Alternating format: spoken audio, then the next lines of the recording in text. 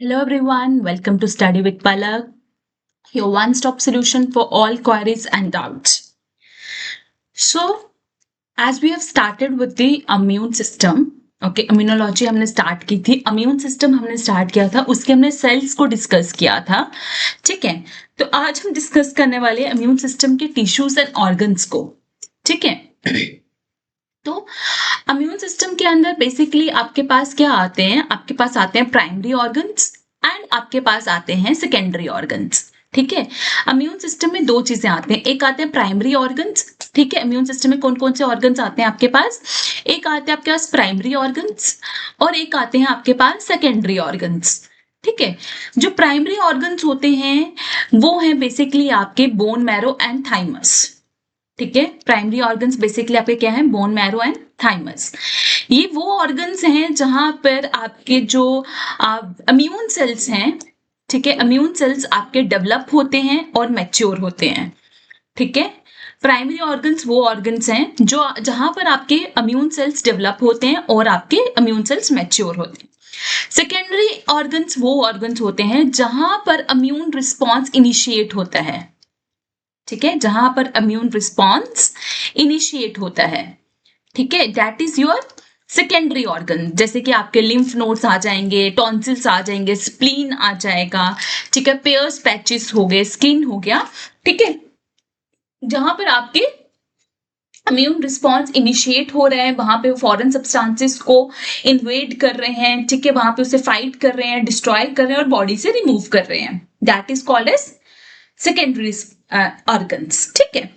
सो ये जो ऑर्गन्स है ना, basically they are the part of lymphatic system, ठीक है, और ये आपके इम्यून सेल्स के साथ मिलकर काम करते हैं ताकि बॉडी को इन्फेक्शन से प्रोटेक्ट कर सके, डिजीज से प्रोटेक्ट कर सके, ठीक है। सो ये रहे आपके, जैसे कि ये रहे लिम्फ नोड्स, ठीक है, this are the lymph nodes, ठीक है, thymus, tonsils, lymphatic vessels, spleen, Peyer's patches. देखो लिम्फ नोड्स कहाँ कहाँ पर प्रेजेंट है ना, this is the bone marrow, ठीक है। तो एक एक करके हर एक ऑर्गन को हम स्टडी करेंगे, ठीक है। तो पहले प्राइमरी लिम्फोइड ऑर्गन्स की बात करते हैं। इनमें बेसिकली आपके आ जाते हैं लिम्फोसाइट्स, ठीक है। प्राइमरी लिम्फोइड ऑर्गन्स में हम क्या पढ़ते हैं, लिम्फोसाइट्स के बारे में पढ़ते हैं, B cells and T cells के बारे में पढ़ते हैं, ठीक है। तो बेसिकली प्राइमरी लिम्फोइड ऑर्गन्स में आपके जैसे कि आ जाते हैं आपके बोन मैरो एंड थाइमस, ठीक है। तो प्राइमरी लिम्फोइड ऑर्गन्स ऐसी जगह हैं, ठीक है, आपकी ऐसी साइट्स हैं, ऐसे ऑर्गन्स हैं जहां पे ये lymphocytes, B cells, T cells develop होते हैं और मैच्योर होते हैं, ठीक है। जो बोन सेल्स हैं ये बिल्कुल स्पॉन्ज लाइक सॉफ्ट टिश्यूज होते हैं इनसाइड द बोन्स, जिसके अंदर आपके सारे ब्लड सेल्स, आरबीसीज, डब्ल्यूबीसीज, प्लेटलेट्स सारे वहीं पर प्रोड्यूस होते हैं, ठीक है। और बी सेल्स वहां पे प्रोड्यूस भी हो रहे हैं और वहां पे मैच्योर भी हो रहे हैं, ठीक है। और थाइमस आपका एक स्मॉल ऑर्गन है, ठीक है, जो कि आपके ब्रेस्ट बोन के बिहाइंड इट लोकेटेड है, ठीक है, जहां पे टी सेल्स मैच्योर होते हैं, ठीक है। तो बोन मैरो के बारे में बात करते हैं। तो बोन मैरो क्या बोला मैंने, बोन मैरो में आपके all blood cells are produced, ठीक है, all blood cells are produced, ठीक है। And production of blood cells is called as hematopoiesis. This production of blood cells is called as hematopoiesis. आपके आरबीसीस, एरिथ्रोसाइट्स होते हैं RBCs, ठीक है, डब्ल्यूबीसीस, ठीक है, leukocytes and platelets are produced here, ठीक है। बोन मैरो में आपके बी सेल्स प्रोड्यूस भी होते हैं, डेवलप हो रहे हैं और मैच्योर हो रहे हैं मैमल्स में, ठीक है। बोन मैरो जो है यहाँ पर आपके बेसिकली हेमेटोपोएटिक स्टेम सेल्स होते हैं, ठीक है। बोन मैरो में आपके पास हेमेटोपोएटिक स्टेम सेल्स होते हैं, ठीक है, हेमेटोपोएटिक स्टेम सेल्स जो मैंने पिछली वीडियो में भी पढ़ाया है आपको, ठीक है। हेमेटोपोएटिक स्टेम सेल्स जो हैं यहां से आपके लिम्फोइड प्रोजेनेटर्स बनते हैं। क्या बनते हैं, लिम्फोइड प्रोजेनेटर्स बनते हैं, ठीक है। ये लिम्फोइड प्रोजेनेटर्स बेसिकली इसमें से कुछ जो है वो डेवलप हो जाएंगे बी सेल्स में, कुछ आपके डेवलप हो जाएंगे टी सेल्स में, ठीक है। टी सेल्स जो है, जो टी सेल्स के प्रिकर्सर्स होंगे ना, वो माइग्रेट कर जाएंगे थाइमस में और वहां पे जाके वो डेवलप होंगे इनटू मैच्योर टी सेल्स, ठीक है। Bone marrow also play important role in the immune system by housing stromal cells, ठीक है, बोन मैरो में स्ट्रोमल सेल्स भी प्रेजेंट होते हैं जो कि प्रोड्यूस करते हैं इंटरल्यूकिन। इंटरल्यूकिन आई थिंक मैंने लास्ट वीडियो में पढ़ाया था आपको। इंटरल्यूकिन एक साइटोकाइन की टाइप है, ठीक है, जो कि इंपॉर्टेंट है for the development of lymphocyte, specifically आपके बी एंड टी सेल्स के लिए, ठीक है। तो इंटरल्यूकिन आपके बी सेल और टी सेल्स के डेवलपमेंट के लिए बहुत ज्यादा इंपॉर्टेंट है, और साथ ही साथ इम्यून रिस्पॉन्स के लिए ये साइटोकाइंस जो है बहुत ज्यादा इंपॉर्टेंट होते हैं, ठीक है। तो बोन मैरो का आई थिंक क्लियर हो गया। बोन मैरो में आपको क्या याद रखना है कि बोन मैरो एक सॉफ्ट स्पॉन्जी टिश्यू है इनसाइड द बोन्स, ठीक है। यहाँ पे सारे ब्लड सेल्स प्रोड्यूस होते हैं। ब्लड सेल की प्रोडक्शन को हम हेमेटोपोइसिस कहते हैं। बी सेल्स बोन मैरो में ही डेवलप होते हैं, वहीं पर मैच्योर होते हैं। जो टी सेल्स के प्रिकर्सर्स होंगे वो बोन मैरो से माइग्रेट कर जाएंगे, कहां पर, थाइमस में, वहां जाके वो डेवलप होंगे, ठीक है। बोन मैरो में स्ट्रोमल सेल्स भी प्रेजेंट होते हैं जो कि इंटरल्यूकिन 7 प्रोड्यूस करते हैं, ठीक है, जो कि आपके बी सेल्स और टी सेल्स के डेवलपमेंट के लिए बहुत ज्यादा इंपॉर्टेंट है। क्लियर हो गया? ओके। थाइमस, अब थाइमस की बात करते हैं जो कि आपका एक स्पेशलाइज्ड ऑर्गन है लिम्फेटिक सिस्टम में, जो कि अपर चेस्ट रीजन में लोकेटेड है बिहाइंड द ब्रेस्ट बोन, ठीक है। थाइमस के ना आपके दो पार्ट्स होते हैं बेसिकली, ठीक है। थाइमस के दो पार्ट्स होते हैं, एक होता है कॉर्टेक्स और अंदर वाला पार्ट होता है मेड्यूला, ठीक है। दो पार्ट होते हैं, आउटर एंड इनर। कॉर्टेक्स में आपके पास इमैच्योर टी सेल्स होंगे। कॉर्टेक्स में आपके पास क्या होंगे, मैं यहाँ पे बिल्कुल अच्छे से करके बताती हूँ, ठीक है। ये रहा, हाँ, कॉर्टेक्स आउटर पार्ट है ना, यहां पर आपके पास होंगे इमैच्योर टी सेल्स, ठीक है। इमेच्योर टी सेल्स को हम थाइमोसाइट्स बोलते हैं, ये मैंने पहले भी बताया था, है ना। इमेच्योर टी सेल्स को हम क्या बोलते हैं, थाइमोसाइट्स, ठीक है, ओके। मेड्यूला वाले पार्ट में आपके पास मैच्योर टी सेल्स होंगे। मेड्यूला वाले पार्ट में आपके पास मैच्योर टी सेल्स होंगे, ठीक है, और साथ ही साथ हेसल्स कार्पुसल्स होंगे, ठीक है। साथ ही साथ क्या होंगे, हेसल्स कार्पुसल्स होंगे। अभी हेसल्स कार्पुसल्स क्या होते हैं आपके पास, हेसल्स कार्पुसल्स आपके बेसिकली ये आपके कंसेंट्रेटिकली, ठीक है, कंसेंट्रिकली अरेंज्ड एपिथेलियल सेल्स का क्लस्टर होता है, ठीक है। हाँ, हेसल्स कार्पुसल्स बेसिकली एपिथेलियल सेल्स हैं जो कि अपने आप को कंसेंट्रिकली अरेंज्ड करके मतलब रखते हैं, ठीक है, कहां पर, थाइमस में, ठीक है, ओके ओके। सो हेसल सेल्स जो हैं आपके यूनिक एपिथेलियल स्ट्रक्चर्स हैं जो कि आपको मेडुला में मिलेंगे, थाइमस के, ठीक है। और इसका नाम आपके डिस्क्राइबर के नाम पे रखा गया, आर्थर हिल हेसल, ठीक है। ये राउंडेड होते हैं, कंसेंट्रिक बॉडीज होती हैं, ठीक है। इसमें आपके इसिनोफिलिक सेल्स होते हैं जो कि टी सेल के डेवलपमेंट में बहुत इंपॉर्टेंट रोल प्ले करते हैं, ठीक है। ये क्या करते हैं, they regulation of immune response by providing signals to thymocytes, ठीक है। थाइमोसाइट्स को सिग्नल प्रोवाइड करते हैं, ठीक है, and instructing dendritic cells to create regulatory T cells. तो हेसल सेल्स बेसिकली आपके क्या है, एपिथेलियल सेल्स हैं, जो आपको याद रखना है, ठीक है। हेसल सेल्स आपके एपिथेलियल सेल्स हैं, ठीक है। ये आपके राउंडेड कंसेंट्रिक बॉडीज है, ठीक है, मैंने बोला कंसेंट्रिकली अरेंज्ड होते हैं, ठीक है, कंसेंट्रिक बॉडी से, ओके। ये टी सेल्स के डेवलपमेंट में हेल्प करते हैं, ठीक है, टी सेल की डेवलपमेंट में हेल्प करते हैं, साथ ही साथ ये हेल्प करते हैं रेगुलेटरी टी सेल्स के प्रोडक्शन में, ठीक है। और इनमें आपके इसिनोफिलिक सेल्स प्रेजेंट होते हैं, है ना। सो इजी, इतना सा आपको ऐसे याद रखना है, फाइन, ओके। आ जाओ, अब थाइमस के फंक्शन देखते हैं। यहाँ पे टी सेल्स मैच्योर होते हैं, ये तो हमें पता ही है। टी सेल्स मैच्योर होते हैं, अपने रिसेप्टर्स को एक्सप्रेस करते हैं, मार्कर्स को एक्सप्रेस करते हैं। देन पॉजिटिव सिलेक्शन होती है यहाँ पे, ठीक है, मतलब कि वो रिकॉग्नाइज करते हैं ऐसे एंटीजेंस को जो कि एमएससी मॉलिक्यूल्स के ऊपर प्रेजेंट होते हैं, मेजर हिस्टोकम्पैटिबिलिटी कॉम्प्लेक्स, है ना, उनके ऊपर प्रेजेंट होते हैं, ठीक है, उनको सेलेक्ट करते हैं। और जो अपने खुद के सेल्स होते हैं, अपने खुद के बॉडी के टिश्यूज होते हैं, उनको एलिमिनेट कर देते हैं, ठीक है, मतलब ऑटो इम्यूनिटी को प्रिवेंट करते हैं। ये चीज मैंने बहुत अच्छे से आपको एक्सप्लेन की है पहले, ठीक है।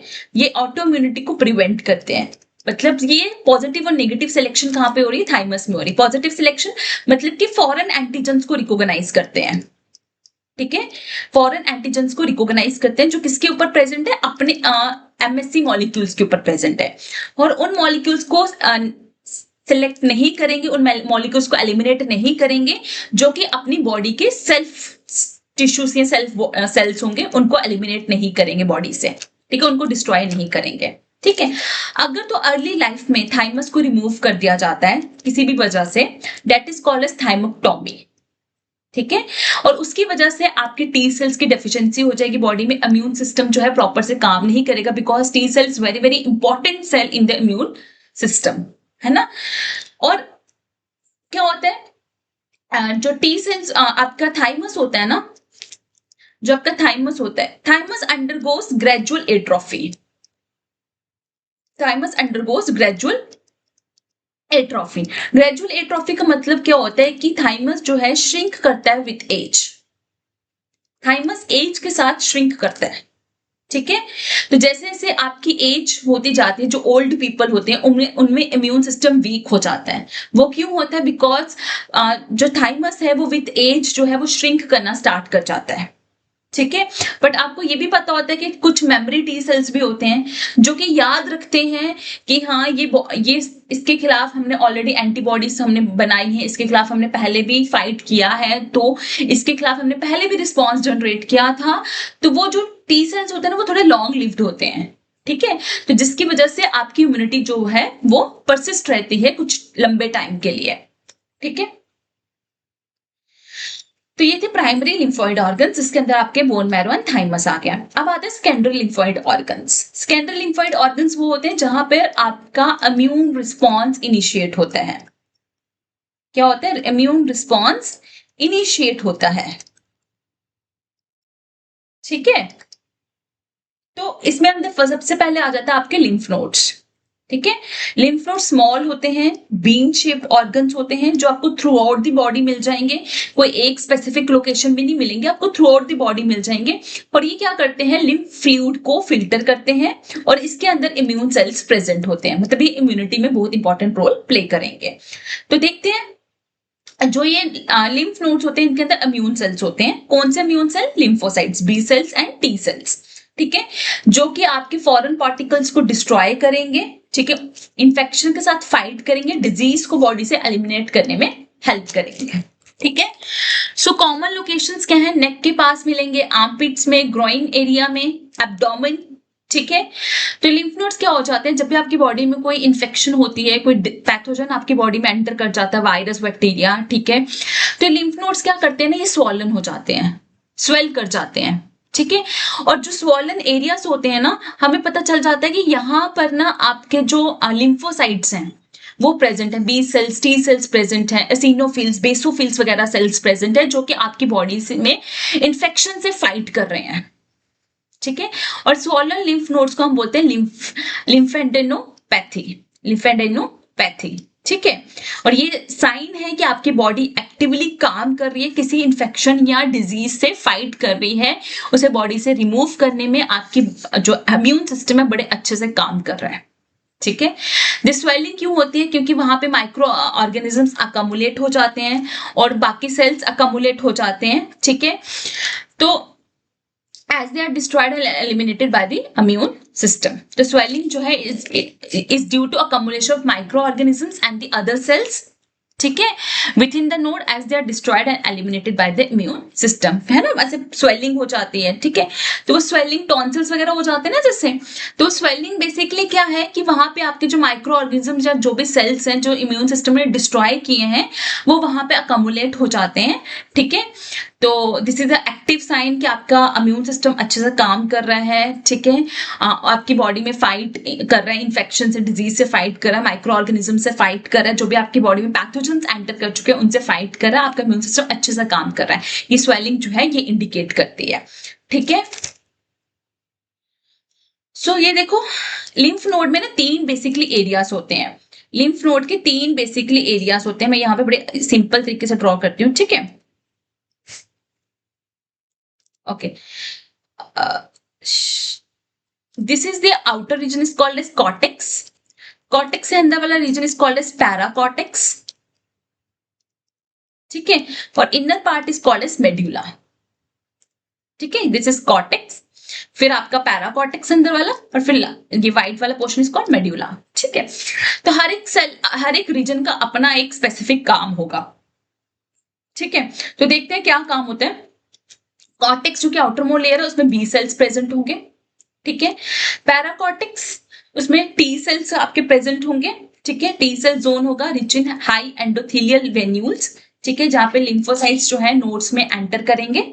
ठीक है, मेड्यूला वाला इनर मोस्ट रीजन जिसमें आपके प्लाज्मा सेल्स होंगे, मैक्रोफेजेस होंगे। ठीक है, जो कि आपके इन्वॉल्व होंगे इन फिल्टरिंग लिम्फ। ठीक है, before it exist the node, वो लिम्फ को फिल्टर करेंगे कि जो आपका लिम्फ जो नोड से एग्जिस्ट करेगा उसको एग्जिस्ट करने से पहले उसकी फिल्टरिंग करेंगे। ठीक है, तो कॉर्टेक्स में बी सेल्स, पैराकॉर्टेक्स में T cells, and medullary reason में आपके क्या होंगे, प्लाज्मा सेल्स, मैक्रोफेजेस होंगे जो कि फिल्ट्रेशन का काम कर रहे हैं।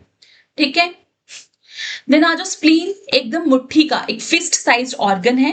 ठीक है, जो कि फिल्टर करता है ब्लड को, रिमूव करता है ओल्ड रेड ब्लड सेल्स को, इन्फेक्शन से फाइट करता है। ठीक है, वो लिम्फोसाइट्स को प्रोड्यूस करता है जो कि type of blood white blood cells हैं, एंटीबॉडीज को प्रोड्यूस करता है जो कि आपके इन्फेक्शन से, डिजीज से फाइट करने में मदद करते हैं। स्प्लीन में आपके ब्लड सेल्स सब प्रेजेंट होते हैं, प्लेटलेट्स वगैरह प्रेजेंट होते हैं। ठीक है, जब भी उनकी जरूरत होती है वो वहां से निकलकर आपके इन्फेक्टेड एरिया में पहुंच जाते हैं। ठीक है, after breaking down red blood cells, spleen जो है आयरन को रिसाइकल करती है, आयरन को जहां तो अपने अंदर स्टोर कर लेगी या तो उसे वापस से ब्लड स्ट्रीम में रिलीज कर देगी फॉर द फ्यूचर यूज। ठीक है, मैक्रोफेजेस, जो स्प्लीन में मैक्रोफेजेस प्रेजेंट हैं वो जर्म्स को इनगल्फ करते हैं, डिस्ट्रॉय करते हैं, इम्यून रिस्पॉन्स को ट्रिगर करते हैं ताकि एंटीबॉडीज की प्रोडक्शन हो। ठीक है, और आपके जो भी पैथोजन है उसको टारगेट करके बॉडी से रिमूव किया जाए। ठीक है, तो स्प्लीन को हम ब्लड बैंक भी बोलते हैं क्योंकि उसके अंदर आपके ब्लड सेल्स प्रेजेंट होते हैं, स्टोर्ड होते हैं, प्रोड्यूस होते हैं, और ग्रेवयार्ड भी बोलते हैं क्योंकि रेड ब्लड सेल्स वहां पे डिस्ट्रॉय होते हैं। ठीक है, तो वो ब्लड सेल्स को स्टोर भी कर रहा है और रिमूव भी कर रहा है all damage red blood sales को। ठीक है, तो स्प्लीन है। ठीक है, स्प्लीन में ये व्हाइट पल्प है एक, और एक रेड पल्प है। ठीक है, तो व्हाइट पल्प का काम क्या है, व्हाइट पल्प जो है प्राइमरी साइट है for initiating adaptive immune response. ठीक है, वहां पे बी सेल्स और टी सेल्स जो है प्रोड्यूस होते हैं, मेच्योर होते हैं। ठीक है, जो कि इम्यून सिस्टम के लिए बहुत ज्यादा इंपॉर्टेंट है। बी सेल्स जो हैं व्हाइट पल्प के अंदर एंटीबॉडीज भी प्रोड्यूस करते हैं टू फाइट इन्फेक्शंस। तो व्हाइट पल्प जो है एडेप्टिव इम्यून रिस्पॉन्स को इनिशिएट करता है, बी सेल्स टी सेल्स को मैच्योर करता है, प्रोड्यूस करता है, एंटीबॉडीज की प्रोडक्शन होती है। ठीक है, रेड पल्प जो है वो ब्लड फिल्टर करता है। ठीक है, एज अ फिल्टर की तरह काम करता है, ब्लड को फिल्टर करता है। ठीक है, वो ओल्ड और डेड ब्लड सेल्स को वहां से रिमूव करता है। ठीक है, रेड पल्प जो है ना वो डेड ब्लड, जो डेड आपके ब्लड सेल्स हैं, ओल्ड ब्लड सेल्स हैं, उनको रिमूव करने में, डिफेक्टिव ब्लड सेल्स को रिमूव करने में हेल्प करता है। रेड पल्प में जो मैक्रोफेजेस प्रेजेंट हैं, ठीक है, वो क्या करते हैं, बैक्टीरिया को, वेस्ट को, वायरस को, जो भी आपका फॉरेन पार्टिकल है ब्लड से, उसको रिमूव करता है, इनगल्फ करता है, डाइजेस्ट करता है। रिसाइकलिंग ऑफ आयरन भी आपका यहीं पर होता है। ठीक है, आपके प्लेटलेट्स भी रेड पल्प में ही स्टोर होते हैं, व्हाइट ब्लड सेल स्टोर होते हैं यहाँ पर। जब भी उनकी जरूरत होती है तो वो सर्कुलेशन में रिलीज हो जाते हैं, अदरवाइज वो वहां पे स्टोर रहते हैं। ठीक है, देन आ जाओ टॉन्सिल्स के ऊपर। तो टॉन्सिल्स तो आपको पता है ना, ये टॉन्सिल्स आपके ग्लैंड्स होते हैं जो कि आपके थ्रोट के बैक में लोकेटेड होते हैं। ठीक है, नसल पैसेज के आपके वहां पे लोकेटेड होते हैं। ठीक है, जो कि पैथोजेंस को ट्रैप करते हैं, जो कि पैथोजेंस आपके माउथ के थ्रू या नोज के थ्रू आपकी बॉडी में एंटर करते हैं, ये उनको ट्रैप करते हैं। ठीक है, और फिर उनसे फाइट करते हैं, डिस्ट्रीम करते हैं और बॉडी से उनको रिमूव करने में हेल्प करते हैं। ठीक है, देन आ जाओ Peyer's patches. Peyer's patches basically they are the cluster of lymphoid tissues. ठीक है, जो कि आपके स्मॉल इंटेस्टाइन की लाइनिंग में आपके प्रेजेंट होते हैं, जो कि गट को प्रोटेक्ट करते हैं फ्रॉम द पैथोजेंस। और स्किन तो आपका फिजिकल बैरियर है, जो कि सबसे पहला फर्स्ट लाइन ऑफ डिफेंस होता है ना, जो प्रिवेंट करता है पैथोजेंस को from entering into the body. ठीक है, देन आ जाओ mucosa associated lymphoid tissue, malt. ठीक है, ये कंपोनेंट है आपके इम्यून सिस्टम का। ठीक है, जो आपके digestive, respiratory, then genito urinary tracts को लाइन करता है, वहां पे immune defence, local immune defence provide करता है अगेंस्ट पैथोजेंस और एंटीजेंस। ठीक है, तो ये mucosa associated lymphoid tissues basically कहां पर प्रेजेंट होते हैं? Digestive, respiratory, genito urinary tracts के लाइनिंग में प्रेजेंट होते हैं। ठीक है, यहाँ पे कुछ कंपार्टमेंट्स होते हैं इनके अंदर, ठीक है, जैसे कि लिम्फोइड फॉलिकल्स जहां पे बी सेल्स होंगे, इंटरफॉलिकुलर रीजन्स यहाँ पे टी सेल्स होंगे, सब एपिथेलियल डोम रीजन्स, ठीक है, तो डिफरेंट डिफरेंट रीजन्स होंगे, ठीक है, जहां पे अलग अलग आपके सेल्स प्रेजेंट होंगे। लिम्फोइड फॉलिकल्स में बी सेल्स हैं, इंटरफॉलिकुलर रीजन्स में टी सेल्स होंगे। ठीक है, तो ये बिल्कुल अलग अलग रीजन्स होंगे जहां पे अलग अलग सेल्स मैच्योर होंगे, स्टोर होंगे, प्रोड्यूस होंगे। ठीक है, तो म्यूकोसल इम्यूनिटी जो है, it forms the largest component of the human lymphoid system. ठीक है, जो कि आपके म्यूकोसल इम्यून सिस्टम के लिए बहुत ज्यादा इंपॉर्टेंट है, जो कि आपकी बॉडी को एंटीजन से प्रोटेक्ट करता है। ठीक है, क्योंकि हर एक ऑर्गन की लाइनिंग में ये mucosa associated lymphoid tissues present है, स्पेसिफिकली आपके digestive, respiratory and genito urinary tracts. ये वहां पर जाके इम्यूनिटी प्रोवाइड कर रहे हैं, वहां पे पैथोजन से, एंटीजन से फाइट कर रहे हैं। ठीक है, और आपके डाइजेस्टिव, रेस्पिरेटरी सिस्टम को प्रोटेक्ट कर रहे हैं फ्रॉम द पैथोजेंस और एंटीजन्स। ठीक है, सो जैसे कि गट एसोसिएटेड लिम्फोइड टिश्यू जो कि आपके गैस्ट्रोइंटेस्टाइनल ट्रैक्ट में प्रेजेंट होंगे। ठीक है, इसके अंदर आपके पेयर्स, पैचेस वगैरह आ जाते हैं। ब्रोंकस एसोसिएटेड लिम्फोइड टिश्यू जो कि आपके रेस्पिरेटरी ट्रैक्ट में होंगे। नेसल एसोसिएटेड लिम्फोइड टिश्यू जो कि आपके नेसोफेरेंक्स, नोज वाले रीजन में होंगे। वुल्वोवेजिनल एसोसिएटेड लिम्फोइड टिश्यू जो कि आपके जेनिटो यूरिनरी ट्रैक्ट में होंगे और वहां पे पैथोजन से, डिजीज से फाइट करेंगे। ठीक है, then tertiary lymphoid tissues, basically tertiary lymphoid tissues ना आपके परमानेंट नहीं होते हैं। ठीक है, नॉर्मली ये हेल्थी इंडिविजुअल्स के अंदर प्रेजेंट नहीं होंगे। ठीक है, नॉर्मली अगर हम हेल्दी हैं तो टर्शियरी लिम्फोइड टिश्यूज हमारे अंदर प्रेजेंट नहीं होते। ठीक है, ये डेवलप होते हैं इन नॉन लिम्फोइड टिश्यूज में। ठीक है, ये कहां पे डेवलप होंगे? नॉन लिम्फोइड टिश्यूज में डेवलप होंगे। कब? जब आपको बहुत क्रोनिक इन्फ्लामेशन हो जाती है, in case of autoimmune diseases, या कोई इन्फेक्शन बहुत लंबे टाइम तक आपकी बॉडी में परसिस्ट कर रही है, कैंसर के केस में, या आपने कोई ऑर्गन ट्रांसप्लांट किया और उसकी रिजेक्शन हो चुकी है, उस केस में ये टर्शियरी लिम्फोइड टिश्यूज जो है वो डेवलप होते हैं। ठीक है, तो ये बिल्कुल आपके लिम्फोइड ऑर्गन्स की तरह ही दिखते हैं। ठीक है, जैसे कि आपके लिम्फ नोड्स होते हैं, उनके ऑर्गेनाइजेशन, कॉम्पोजिशन बिल्कुल सेम है। ठीक है, वैसे इनमें एंडोथेलियल वेन्यूल्स प्रेजेंट होंगे, लिम्फेटिक वेसल्स प्रेजेंट होंगे, तो मतलब बिल्कुल कॉम्पोजिशन जो है वो, ऑर्गेनाइजेशन जो है वो बिल्कुल सेम है। ठीक है, ठीक है, ये वैसे ही कर रहे हैं, लोकल इम्यून रिस्पॉन्स को प्रोड्यूस कर रहे हैं। ठीक है, मतलब काम इनका बिल्कुल सेम है। ठीक है, बट देखो फंक्शन क्या है, ये दो तरह से काम करते हैं। एक तो ये प्रमोट करेंगे प्रोटेक्टिव रिस्पॉन्स। ठीक है, कि अगर कोई इन्फेक्शन हो जाती है तो बॉडी को प्रोटेक्ट करते हैं, ट्यूमर से बॉडी को प्रोटेक्ट करते हैं। ठीक है, but also contribute to pathogenesis in chronic inflammation, transplant, rejection.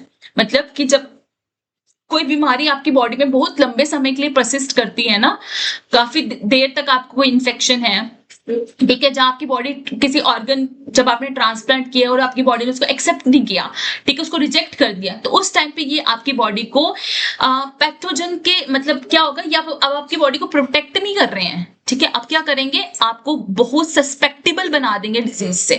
ठीक है, मतलब आपको बड़ी आसानी से बीमारियां होनी शुरू होंगी, आप बड़ी आसानी से कोई भी बीमारी को, कोई भी बैक्टीरिया को पकड़ लोगी आपकी बॉडी। ठीक है, तो ये आपको उसके सस्पेक्टेबल बना रहे हैं। ठीक है, उसके घेरे में लेकर आ रहे हैं। ठीक है, आ जाओ भाई, अब तुम्हारी बॉडी बहुत वीक है। ठीक है, तो ये किसी भी डिजीज को, पैथोजन को बॉडी में पकड़ लेंगे। ठीक है, सो दिस द फॉर्मेशन, जो lymphoid neogenesis, their formation involves lymphoid neogenesis, मतलब कि आपके न्यू लिम्फोइड टिश्यूज बनेंगे। ठीक है, वो आपके न्यू लिम्फोइड टिश्यूज जो है ऑर्गेनाइज्ड होंगे from the ground up within the peripheral tissues. ठीक है, that is called as lymphoid neogenesis, मतलब न्यू आपके जो टिश्यूज हैं वो डेवलप होंगे, वो ऑर्गेनाइज होंगे। ठीक है, पेरिफेरल टिश्यूज के अंदर। ठीक है, अब फर्क क्या है कि जो ये आपके टर्शियरी लिम्फोइड ऑर्गन्स है, they are not surrounded by fibrous capsules, but आपके जो सेकेंडरी लिम्फोइड ऑर्गन्स होते हैं ना, they are surrounded by that capsule. तो ये फर्क है लिम्फोइड टर्शियरी वाले में और सेकेंडरी वाले में। बाकी स्ट्रक्चर, ऑर्गेनाइजेशन, फंक्शन ऑलमोस्ट सारा सेम है। ठीक है, बट इसके ड्यूल रोल मैंने आपको बता दिए हैं। ठीक है, सो ये था आपका बेसिकली क्या, प्राइमरी वाला। ठीक है, प्राइमरी वाले में हमने क्या पढ़ा, बोन मैरो एंड आपका थाइमस। ठीक है।